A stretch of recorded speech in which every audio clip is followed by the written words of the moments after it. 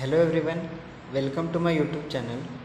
Today we will discuss the two methods of earthquake analysis, that is equivalent static analysis and response spectrum analysis, and what is the difference between this method and which is the more realistic, which will give the more realistic forces on the building. So let us see. Here I am having equivalent static analysis.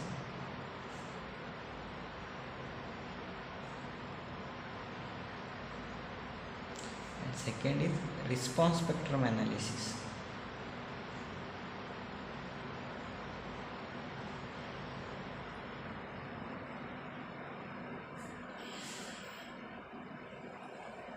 Now, this equivalent static analysis is the approximate method.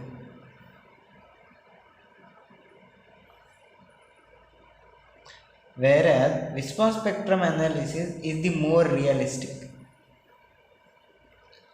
Is more realistic than the equivalent static.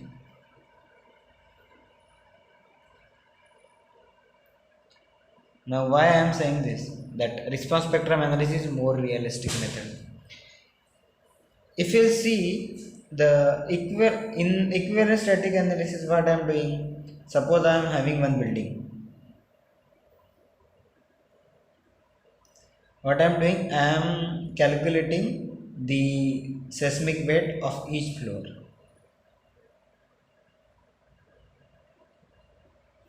And the same seismic weight I am using in the formula of lateral force calculated on each floor, which is given as WIHI square upon summation of WIHI square.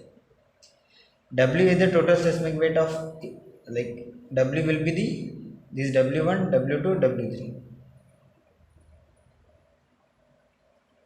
Whereas in case of response spectrum analysis, I am having AH into modal participation factor into mode shape into seismic weight of each floor. Now see, in the response spectrum analysis I am having modal participation factor and mode shapes. Now how these mode shapes are coming? Mode shapes are getting from the free vibration analysis.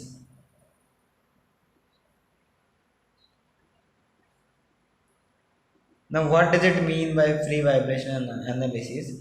It is like prerequisite which is required for calculating the forces on each floor.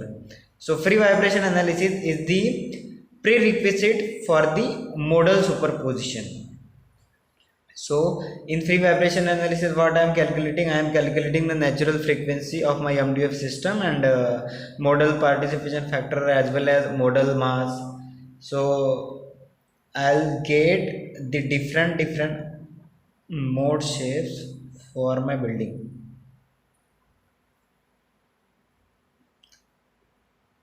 Now how these mode shapes are getting? So what I'll do, I'll use this equation, m into w square in mode GK. Now see, here I have used the K value, which is nothing but the stiffness. Suppose I am having the different column size and different beam size here and here.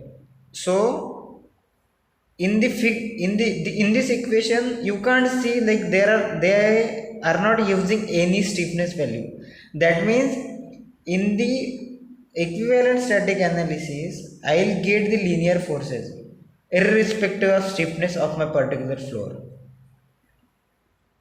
Whereas in case of response spectrum analysis, you will get the forces on each floor according to its stiffness.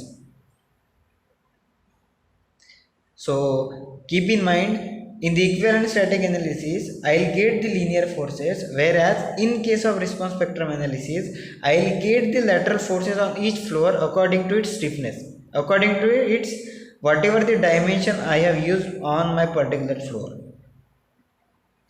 So that's why response spectrum analysis is the more realistic method than this equivalent static analysis method, because equivalent static analysis are not considering any properties of my section which I have provided in my building, and whereas response spectrum analysis considering the stiffnesses value also. That means it is considering the properties of my section which I have provided in my building.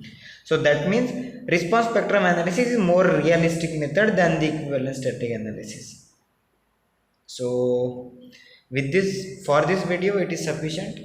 And many times generally interviewer asks this question ki how the response spectrum analysis is different from the equivalent static analysis, which method is the more realistic method. So I have explained each and everything. So for this video, thank you so much.